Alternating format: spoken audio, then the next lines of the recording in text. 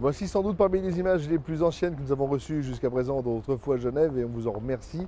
Il s'agit de la visite du Graf Zeppelin en 1929 qui était venu apporter du courrier et en 1930 qui s'était posé à Cointrin devant un public impressionnant et impressionné. Monsieur Meltoni et Monsieur Caillet ont été approchés par David Charrier pour nous en dire un peu plus sur l'événement. Je m'appelle Robert Meltoni, j'habite Nyon, j'ai habité Genève pendant bien des années. Et je suis venu ici vous parler des événements que j'ai cru incroyables, que je ne verrai jamais. Et j'ai été étonné de voir comment l'aviation a évolué depuis que j'ai vu à Genève, de nuit, pour la première fois, le Graf Zeppelin.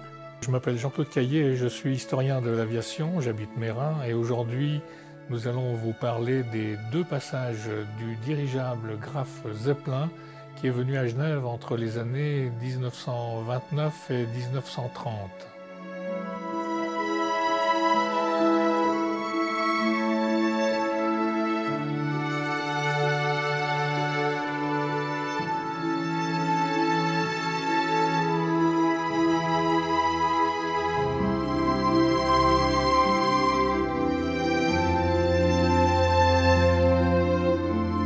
Alors j'étais dans un orphelinat qui était situé dans le quartier de Montbriand. Et là, à 2 h du matin, on nous a réveillés. Le maître nous a réveillés, il a dit « Venez voir, il y a quelque chose d'extraordinaire qui se passe ». Et là, on est monté sur le toit du collège où on était et on a vu ce gros dirigeable passer en dessus qui avait l'air très bas, mais en somme, c'était très imposant de le voir de nuit. En fait, en 1929, le Zeppelin n'a fait qu'un passage, un survol de Genève, qui était d'ailleurs un survol nocturne, pour larguer un sac de courrier qui contenait environ 286 lettres, qui ont toutes trouvé leur destinataire, bien sûr, mais qui sont devenus des objets importants de collection aujourd'hui. C'était au mois de septembre 1929. J'avais 10 ans, mais on ne savait pas qu'il avait une mission spéciale. Ça, on ne savait pas. Oh, c'était sensationnel.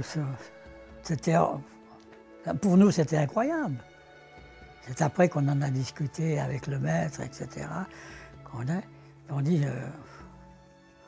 trouvait ça fabuleux. En 1930, le Zeppelin est revenu une deuxième fois sur Cointrin.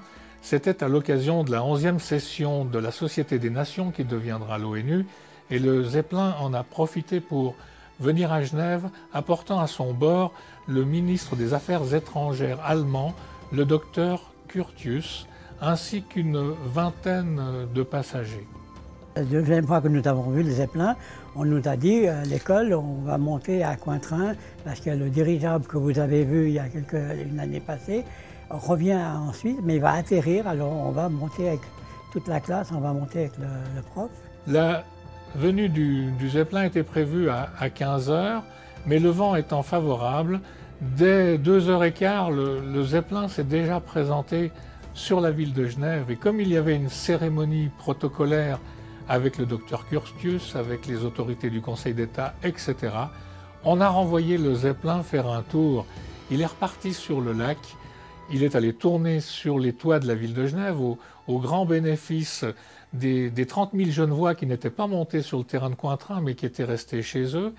Le Zeppelin est reparti du côté du canton de Vaud et puis il est revenu très précisément à 15 h pointer son nez sur le terrain de Cointrin.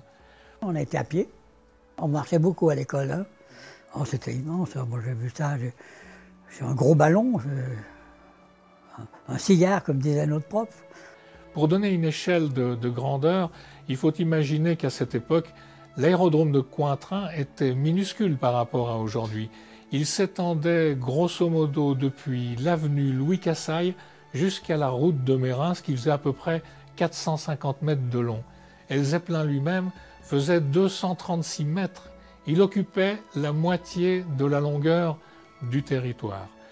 Quelques 250 soldats des troupes d'aérostés militaires suisses étaient là, ainsi qu'un certain nombre de sportifs qui devaient agripper les cordes qui étaient larguées depuis le Zeppelin et chacun devait se pendre là-dessus, tirer le Zeppelin vers le sol. Alors il descend et il lâche les cordes et ils arrêtent les moteurs et ils le retiennent. Les hommes, l'armée le retenait, le ballon.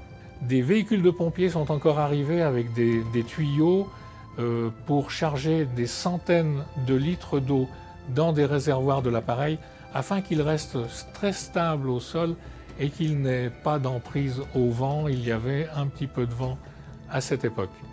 Puis, les personnalités sont descendues. Le comité d'accueil genevois était bien présent à cette occasion. Un vin d'honneur a été servi. Il y avait un énorme buffet. On a fait monter pour l'occasion des serveurs en habit de cérémonie avec un frac à queue de pie. Le Zeppelin n'est pas resté finalement très longtemps. Au moment de partir, d'ailleurs, on a cherché le conseiller d'État Giuseppe Motta, qu'on ne trouvait plus dans la foule. Il était monté à bord du dirigeable, il était en train de faire la visite, et l'appareil a failli repartir avec lui. Il est descendu à temps, et le Zeppelin a commencé à larguer toute l'eau qu'on avait remplie dans ses réservoirs pour le tenir au sol, et puis tout d'un coup, l'appareil s'est déporté de quelques dizaines de mètres vers la droite, et tous les centaines de litres d'eau qui restaient encore dans l'appareil sont tombés sur les serveurs en queue de pie, ces braves gens qui devaient malheureusement reprendre leur travail dans quelques heures. Puis l'appareil s'est élevé tout doucement, a mis ses moteurs en marche, et il s'est dirigé avec ses 26 passagers du côté du Salève pour aller faire un demi-tour sur les Alpes avant de repartir vers Friedrichshafen, son point de départ originel.